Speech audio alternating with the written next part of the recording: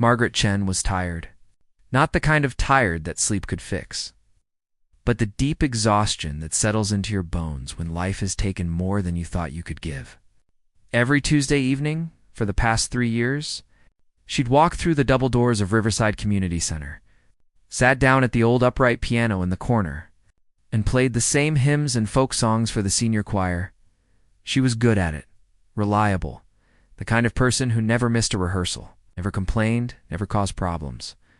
Harold, the choir director, often said she was the backbone of their little group. But if Margaret was being honest with herself, she wasn't sure that was a compliment anymore. Backbones weren't supposed to be noticed. They just held things up quietly while everyone else got to shine. At 62 years old, Margaret had made peace with being background music. Or at least, she thought she had. She'd spent most of her life playing it safe, doing what was expected, fitting neatly into the spaces other people carved out for her. Her mother had taught her piano as a child, and back then, music had felt like magic. But somewhere along the way, between marriage and bills and the daily grind of ordinary life, that magic had faded into routine. Then Thomas died. 6 months ago, on a Wednesday morning that started like any other, he'd been drinking his coffee, reading the newspaper, and then he just wasn't there anymore. The doctors said it was his heart. Quick, painless, the kind of death people say you should be grateful for. But Margaret didn't feel grateful. She felt cheated. They were supposed to have more time. They were supposed to travel, to finally do all those things they'd put off. Instead, she got a funeral, a house full of casseroles from well-meaning neighbors, and a silence so heavy it pressed down on her chest. The community center became her lifeline after that. Not because she loved it, but because she needed somewhere to go. The empty house was unbearable. Every room held memories that hurt to look at. Thomas's reading glasses on the side table, his jacket still hanging by the door, the indent in his side of the mattress that was slowly disappearing. So she kept showing up on Tuesday evenings, playing the same songs, going through the motions, because at least it was something to do. The choir members knew about Thomas. They'd sent cards with handwritten notes, delivered those casseroles, murmured gentle condolences before rehearsals. But after a few weeks, they'd moved on, the way people do. They had their own lives, their own troubles. Margaret understood that. She even appreciated it in a way. At least they didn't treat her like she was broken. They just let her sit at the piano and play, and for an hour or two each week. She could pretend everything was normal, but nothing was normal. Margaret could feel something shifting inside her, like tectonic plates grinding against each other deep underground. The music that used to comfort her now felt hollow. She'd play a beautiful passage, technically perfect, and feel absolutely nothing. Her fingers knew what to do, but her heart had checked out. She was a machine, pressing keys in the right order, producing sounds that were correct but meaningless. Thomas had seen it in her, years before he died. They'd been sitting in the car after one of her recitals, and he'd been quiet for a long time. Finally, he'd said, "You know what your problem is? You're so afraid of making mistakes that you've forgotten how to make music." Ow. The words had stung. She'd defended herself, argued that precision mattered, that discipline was important. But deep down, she'd known he was right. She'd been playing it safe for so long that she'd forgotten what it felt like to take risks, to pour real emotion into the notes, to let herself be vulnerable through the music now. Sitting alone in her kitchen on a gray November afternoon, Margaret wondered if it was too late to change. Could you teach an old dog new tricks? Could a woman who'd spent 6 decades being careful suddenly learn to be brave? The questions felt too big, too overwhelming. So she did what she always did. She pushed them away and focused on what was in front of her. Tonight was different, though. The community center was hosting a fundraiser for the local food bank, and they'd asked Margaret to play background music during the cocktail hour. Nothing fancy, they'd said. Just pleasant melodies to fill the air while people mingled and donated money. She'd agreed immediately, the way she always agreed to things. It was easier than saying no. It was easier than explaining that lately everything felt like too much effort. She'd already planned out her set list. Some chop, but nothing too complicated. Maybe a few jazz standards that everyone recognized. Perhaps that Beatles song everyone loved? Safe choices, predictable, the kind of music that would fade into the background, which was exactly what they wanted. Nobody was coming to this fundraiser to hear piano music. They were coming to feel good about themselves for supporting a worthy cause. The piano was just there to make the room feel less empty. Margaret arrived at the community center 2 hours early, partly out of habit and partly because she had nothing better to do. The volunteers were already there, setting up tables, arranging appetizers on trays. Testing the microphone at the front of the room, she nodded hello to the familiar faces and made her way to her usual corner. Where the old upright piano sat like a faithful dog waiting for its owner, the piano had seen better days. The finish was scratched. A few of the keys stuck if you didn't hit them just right, and it was perpetually a quarter tone flat. But Margaret had grown fond of it over the years. It had character. It forgave mistakes. Unlike the pristine grand piano gathering dust in her living room at home, this piano felt lived in, comfortable, like an old pair of shoes. She sat down and began her warm-up, running through scales and arpeggios with practiced ease. Her fingers moved automatically, muscle memory taking over while her mind wandered. She thought about Thomas, about the way he used to listen to her practice with his eyes closed, a small smile on his face. She thought about her mother, who'd died 10 years ago, who'd first placed Margaret's tiny hands on piano keys and shown her where middle C lived.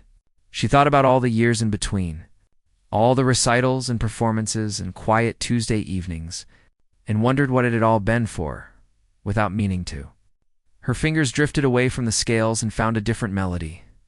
It was a piece her mother had taught her when she was young, something hauntingly beautiful that she hadn't played in decades. The notes came back to her slowly, hesitantly, like trying to remember a dream. This piece wasn't safe. It required the pianist to feel something real, to let emotion guide the tempo and dynamics. You couldn't fake your way through it. Margaret played just a few measures before stopping abruptly. Her hands were shaking. Her throat felt tight. This was exactly the kind of thing she'd been avoiding for months, this raw feeling that threatened to crack her open. She took a deep breath and placed her hands back in her lap, staring at the worn keys. She had no idea that in just a few hours, everything was about to change. Margaret was still sitting at the piano, lost in thought, when she heard the sharp click of heels approaching across the gymnasium floor. She looked up to see Linda Martinez, the event coordinator, hurrying toward her with a clipboard clutched to her chest, in an expression that Margaret had learned to recognize over the years. It was the look of someone about to ask for a favor they knew was unreasonable. "Margaret, thank goodness you're here early," Linda said, slightly out of breath. She was a whirlwind of a woman, always moving, always solving problems. It's the kind of person who kept the whole community center running through sheer force of will. "We have a situation."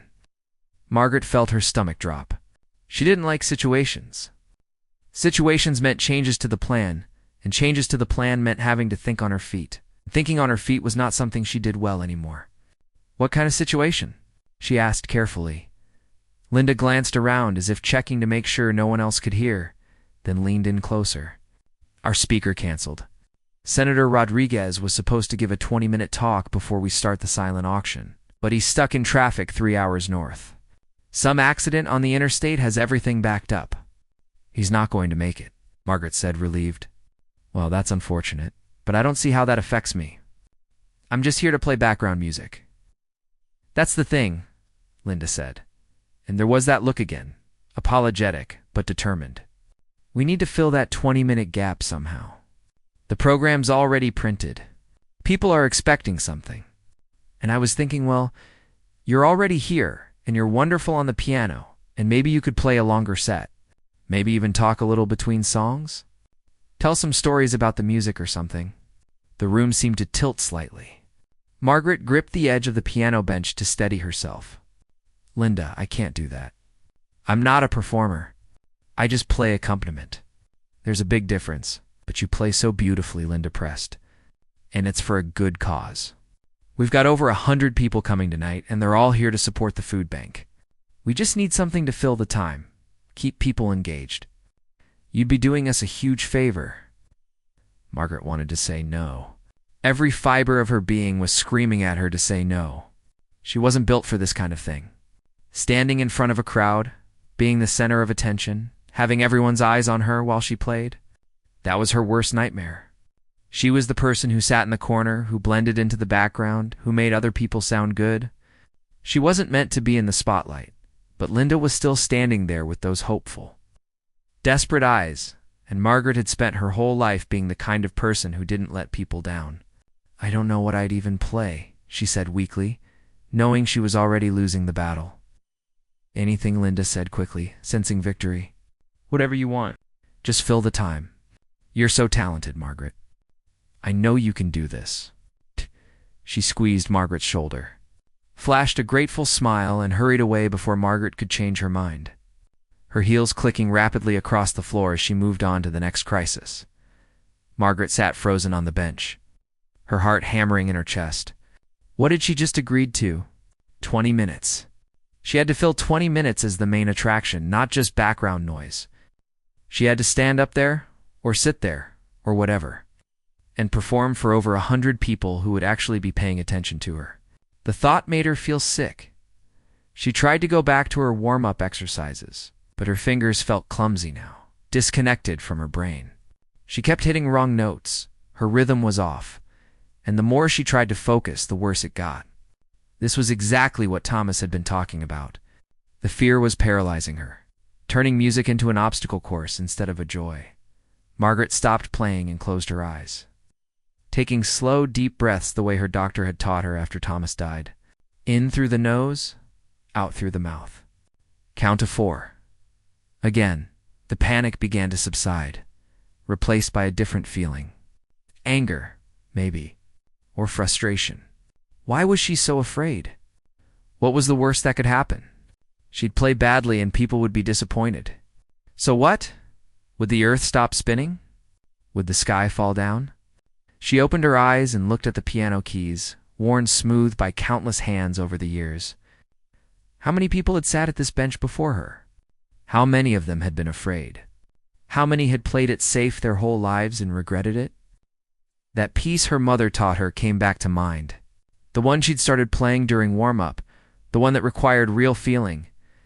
Her mother had told her something about that piece decades ago. What was it? Margaret searched her memory, pushing through the fog of years. Then it came to her. "This piece will show people who you really are," her mother had said. "You can't hide behind technique with this one. You have to be honest." At the time, Margaret had been maybe 14, and the words had seemed dramatic and mysterious. Now they felt like a challenge, or maybe a dare. When was the last time she'd been honest? Really honest, not just polite and appropriate and carefully controlled. When was the last time she'd let anyone see who she really was under all those layers of should and supposed to? The answer was obvious. Thomas. Thomas had seen her, really seen her, and he'd loved her anyway. But he'd also been frustrated with her, especially toward the end. All those conversations about her playing, about how she'd stopped taking risks. He'd wanted her to be braver, bolder, more herself. And she'd nodded and agreed, and then kept doing exactly what she'd always done. Margaret looked at her watch. An hour and a half until the event started. 90 minutes to figure out what she was going to do. She could stick with her original plan, play it safe with her Chopin and Beatles songs, just do them for longer. That would be fine, acceptable. No one would complain. Or she could do something different, something that scared her, something honest. Her hands moved back to the keys, finding that melody again, her mother's piece. This time, she didn't stop after a few measures.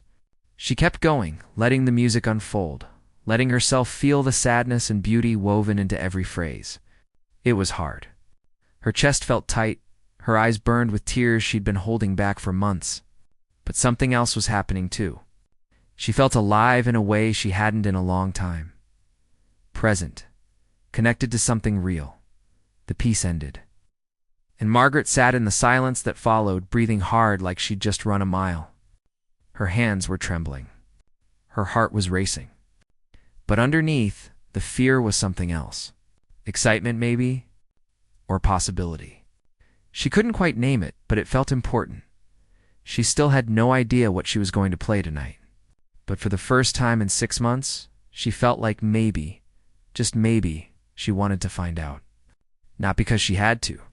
Not because someone asked her to, but because some small, stubborn part of her that had been sleeping for years was finally waking up. The volunteers were setting up chairs now, their voices echoing in the big room. Margaret turned back to the piano and began to practice. Really practice. The way she used to when she was young, and music still felt like magic. She didn't know if she could pull this off. She didn't know if she had the courage. But she had 90 minutes to decide whether she wanted to keep being background music or if she was finally ready to be heard. The room filled up faster than Margaret expected. One moment she was alone with her thoughts and the piano, and the next, people were streaming through the doors in their dressy casual clothes, laughing and greeting each other, heading straight for the appetizer tables. The noise level rose quickly, that particular buzz of a social event, where everyone was determined to have a good time for a good cause. Margaret had positioned herself in the corner as planned, and she began playing her safe selections. Soft jazz, a little classical melody here and there. Nothing that would demand attention. The kind of music that was meant to be pleasant, but forgettable, like wallpaper for the ears. And it worked exactly as intended. People walked past her without a second glance. They grabbed cheese cubes and crackers, sipped wine from plastic cups, chatted about their kids and their jobs and the weather. She was invisible, which should have been a relief. This was what she'd signed up for. But something had shifted during that hour and a half of practice.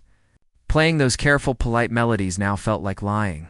She kept thinking about that piece her mother had taught her, the one that demanded honesty. Her fingers wanted to drift toward it, but she kept pulling them back. Not yet. Maybe not at all. She still hadn't decided. Then Linda was at the microphone, tapping it to make sure it was on. The feedback screech made everyone wince and laugh. "Good evening, everyone," Linda said, her voice warm and welcoming. "Thank you so much for coming out tonight to support our community food bank. We've got a wonderful evening planned for you." Margaret's hands went still on the keys. This was it. The moment she'd been dreading. Her stomach clenched into a tight knot. "Now, we did have a small change to our program," Linda continued. "Senator Rodriguez sends his sincere apologies, but he's been delayed and won't be able to join us tonight. However, we're very fortunate to have someone special with us who's graciously agreed to fill that time with music." Margaret felt every muscle in her body tense. A few people near her turned to look, curious expressions on their faces. Many of you know Margaret Chen from our Tuesday night choir rehearsals. She's been our pianist for 3 years, and she's an absolutely beautiful musician. Tonight, she's going to share some special pieces with us. So please, let's give her our full attention and a warm welcome. The applause started, polite and encouraging, and suddenly, all those faces were turned toward her corner. Over 100 people, all looking at her, waiting. Margaret's throat went dry. Her hands felt like blocks of ice. This was different from playing background music. This was performance. This was exposure. This was everything she'd spent her life avoiding. She could play it safe. She could stick to her original plan, just do those same pleasant melodies for 20 minutes, and everyone would smile and clap politely, and that would be that. No one would be upset. No one would be disappointed.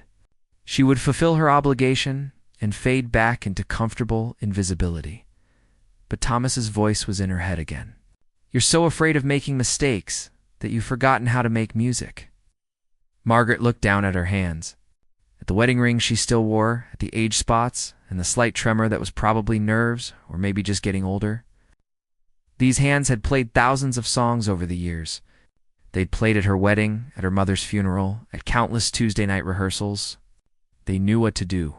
The question was whether she would let them. She took a breath, placed her fingers on the keys, and started with something familiar. A Chopin nocturne, one of the easier ones. She played it exactly as written, every note perfect, every dynamic marking respected. It was pretty. It was pleasant. It was safe. The room stayed quiet, respectful, waiting. When she finished, there was warm applause. Mission accomplished. She could keep going like this, but her hands didn't move to the next safe piece. Instead, they hovered over the keys, trembling slightly. Margaret closed her eyes. She thought about Thomas, about the way he'd looked at her the last time they talked about her music. There'd been sadness in his eyes, she realized now. Not disappointment exactly, but grief for something lost. He'd wanted her to come back to herself. To remember who she'd been before she decided that being careful was more important than being alive. Without announcing it, without giving herself time to chicken out, Margaret launched into the piece her mother had taught her all those years ago. Her fingers found the opening notes, tentative at first, then growing stronger. This piece didn't let you hide. It demanded feeling, vulnerability, truth. You had to pour yourself into it or it fell flat, so Margaret poured. She poured in every lonely dinner she'd eaten in silence over the past 6 months. She poured in the way Thomas's coffee cup still sat in the cabinet, unwashed, because moving it felt like erasing him. She poured in her mother's patient voice, teaching her these very notes when she was young. She poured in every time she'd bitten her tongue, every time she'd made herself smaller, every time she'd chosen safety over passion. The music swelled and ached. Her whole body moved with it now, swaying, leaning into the phrases. Her eyes were closed, but tears leaked from beneath her eyelids anyway. She wasn't thinking about technique anymore. She wasn't worried about hitting wrong notes or what anyone thought. She was just playing, really playing. For the first time and longer than she could remember, the room had gone completely silent. Not the polite quiet of people being respectful during background music, but the profound silence of people who'd been stopped in their tracks by something unexpected. Conversations died mid-sentence. Glasses were set down carefully on tables. Someone near the front had tears running down their face. Margaret didn't see any of this because her eyes were closed. But she could feel it. She could feel the attention, but it wasn't scary anymore. It was connection. These people weren't judging her or waiting for her to make a mistake. They were right there with her, feeling what she was feeling. Traveling with her through the landscape of the music, she transitioned into another piece without pause, building on the emotion of the first. This one was more dramatic, more intense. Her hands moved across the keys with the confidence she'd forgotten she possessed. All those years of practice, all that discipline she'd cultivated, it was all there. But now, it was in service of something real. Instead of just correctness, she played through anger at death for taking Thomas too soon. She played through the loneliness that had become her constant companion.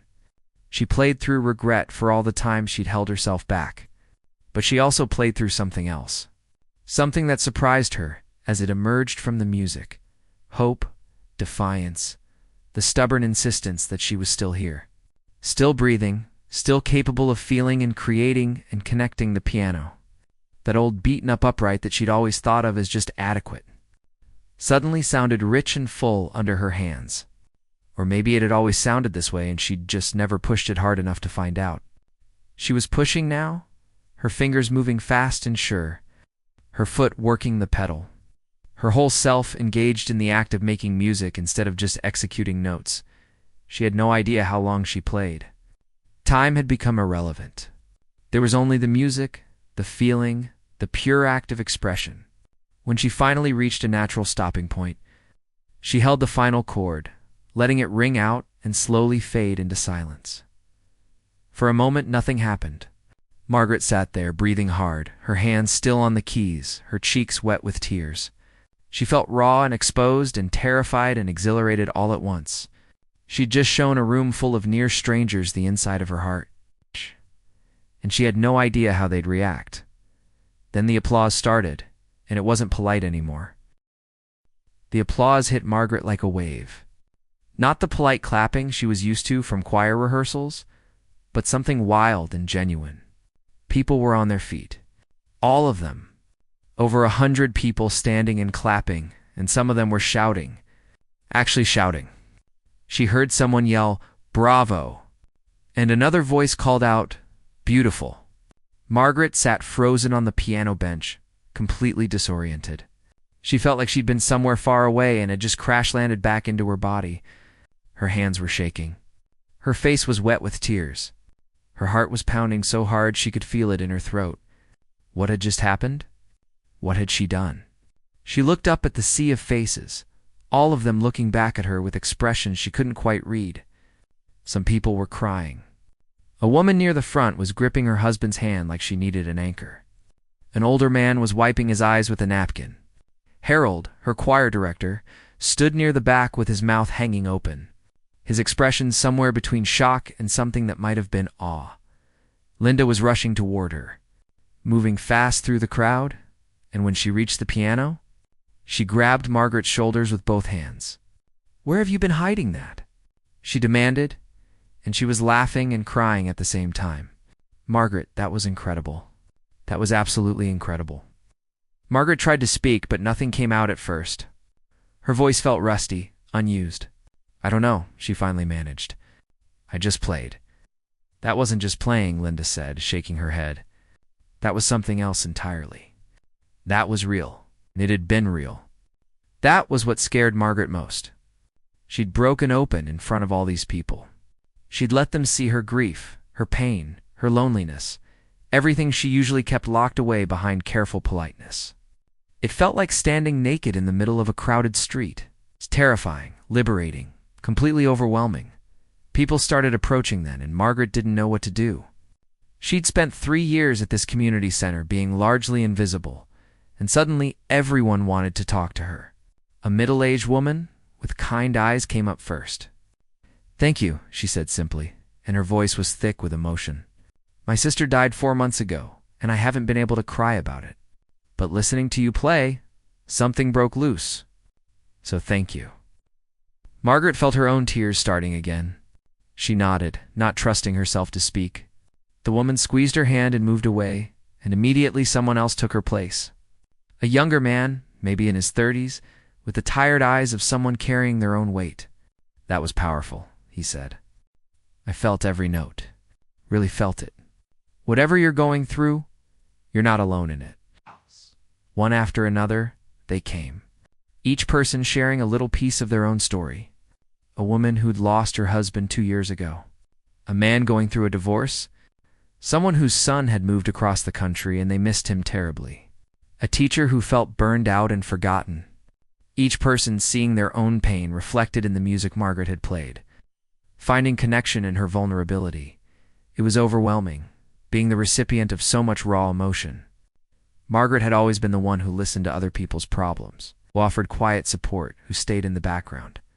Now she was the center of something bigger than herself, and she didn't quite know how to handle it. But there was something beautiful about it, too. These people weren't pitying her. They were thanking her for giving voice to feelings they couldn't express themselves. After about 20 minutes, Linda gently shooed people away so the fundraiser could continue. They still had the silent auction to run, after all. But the energy in the room had completely changed. People weren't just going through the motions of a charity event anymore. They were present, connected, talking to each other with more depth and honesty than before. The music had cracked something open in the room, not just in Margaret.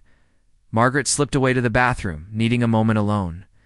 She looked at herself in the mirror and barely recognized the woman staring back. Her makeup was smeared from crying. Her hair was a mess. Her eyes were red and puffy. But there was something else too. A light, an aliveness. She looked like someone who just survived something. Or maybe just really lived for the first time in a long time. When she came back out, the silent auction was in full swing. People writing bids on clipboards, examining donated items, chatting with renewed energy. Margaret tried to slip back to her corner, hoping to fade into the background again. But Harold intercepted her before she could make it. He looked at her for a long moment without saying anything.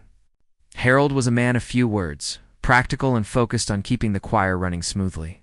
He'd always been cordial with Margaret, but never particularly warm. She was useful to him, reliable, and that was enough. But now he was looking at her differently. "I've been wasting you," he said finally, and his voice was rough with something that might have been regret. "All this time, I've been wasting you. I had no idea you could play like that." Margaret didn't know what to say. Part of her wanted to make excuses, to minimize what had happened, to smooth things over and make it comfortable again. But another part of her, the part that had just played those pieces, wouldn't let her. "I didn't know either," she admitted. "Not really. Not anymore." Harold nodded slowly, processing that. "We need to talk," he said. "Not now, but soon. About changing your role with the choir? You shouldn't just be accompanying us. You could be arranging pieces, adding your own interpretations, maybe even performing solos. We could do something special for the spring concert. Would you be interested?" The old Margaret, the one from 6 months ago, would have immediately said yes to please him. The Margaret from this morning would have made polite excuses.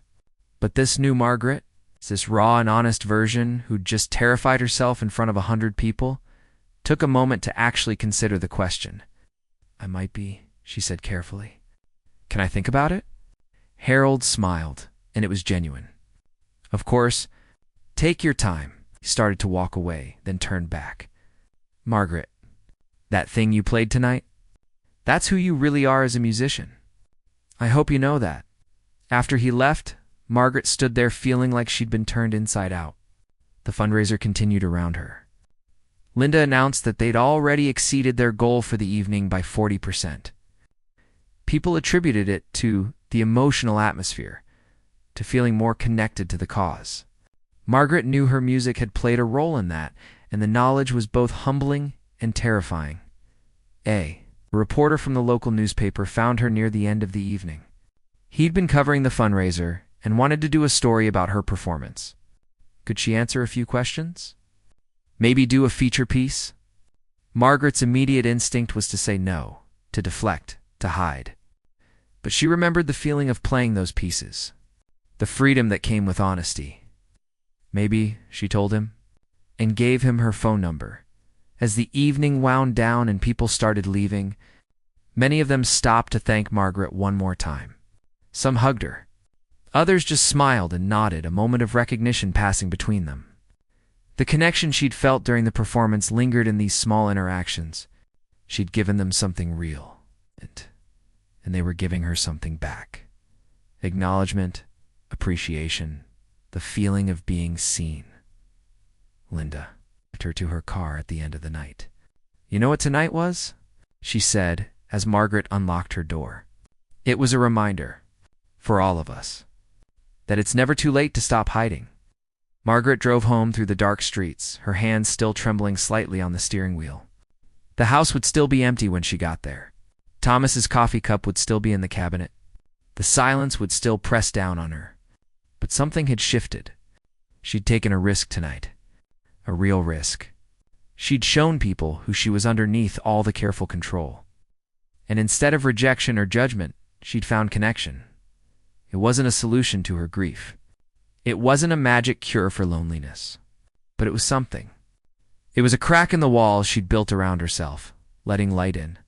And maybe, just maybe, letting some of herself out too. Margaret stood in her kitchen the next morning, staring at Thomas's coffee cup. She'd done this almost every day for 6 months. Stood in this exact spot and looked at that cup sitting in the cabinet behind the glass door. Some days she'd open the door and touch it, running her fingers along the rim. Other days, she couldn't bring herself to get that close. It had become a ritual, this morning confrontation with grief. But today felt different. Today her hands didn't shake when she reached for the cabinet door. She took the cup down carefully, held it in both hands, and really looked at it. A simple white mug with a chip on the handle from the time Thomas had knocked it against the sink. He'd kept using it anyway. "Gives it character," he'd said. Margaret filled it with water and placed it in the dishwasher. Not throwing it away, not hiding it in a box, just washing it. Making it clean so it could be used again. Maybe not by her, not yet. But someday. The thought didn't break her the way she'd expected it to. Instead, she felt something close to relief. Her phone rang while she was making breakfast. An unknown number. She almost didn't answer, but something made her pick up. It was the reporter from last night, the one from the local newspaper. He wanted to know if she'd reconsidered about the interview. He was thinking it could be a human interest story, maybe something for the Sunday edition. How music heals, how it's never too late to find yourself, that kind of thing. The old Margaret would have said no immediately, made up some excuse about being too busy or too private. But last night had changed something. She'd already shown 100 people her heart. What difference would a few thousand newspaper readers make? Okay, she heard herself say. But not just about me, about what music can do.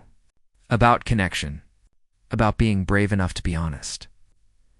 The reporters seemed surprised, but pleased. They scheduled a time for later that week. When Margaret hung up, she felt that flutter of anxiety in her chest, but underneath it was something else. Anticipation, maybe? Or purpose? Tuesday came around again, as it always did. Choir rehearsal night? Margaret arrived at the community center at her usual time. But walking through those double doors felt completely different now. People who'd never really noticed her before stopped to talk. The woman at the front desk smiled warmly and said she'd heard about the performance. 2 members of the choir were already in the rehearsal room when she arrived, and they both turned to look at her with new eyes. We heard what happened at the fundraiser, one of them said. Everyone's talking about it. Harold said you played like we've never heard before. Margaret felt her face flush. She wasn't used to being the subject of conversation. But she managed a smile and a quiet thank you before sitting down at the piano.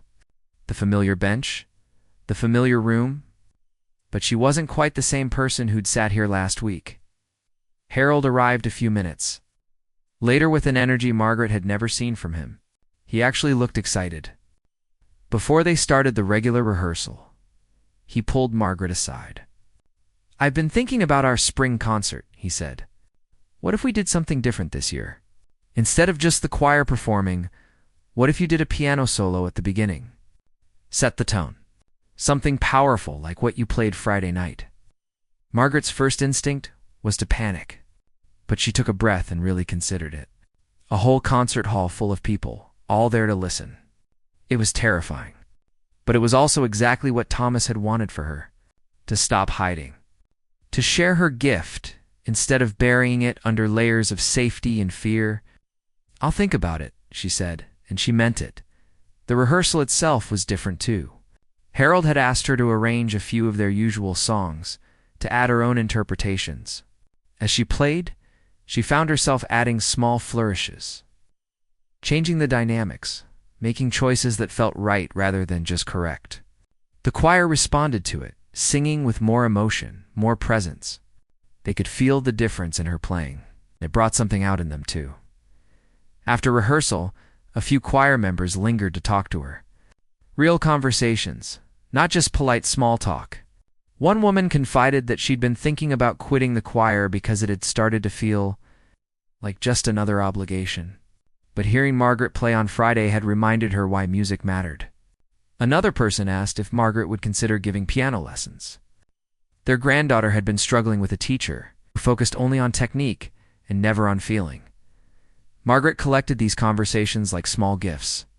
Each one was evidence that Friday night hadn't been a fluke or a breakdown or a mistake. It had been real, and it had mattered to people. Over the next few weeks, things continued to shift. The newspaper story came out, complete with a photo of Margaret at the piano.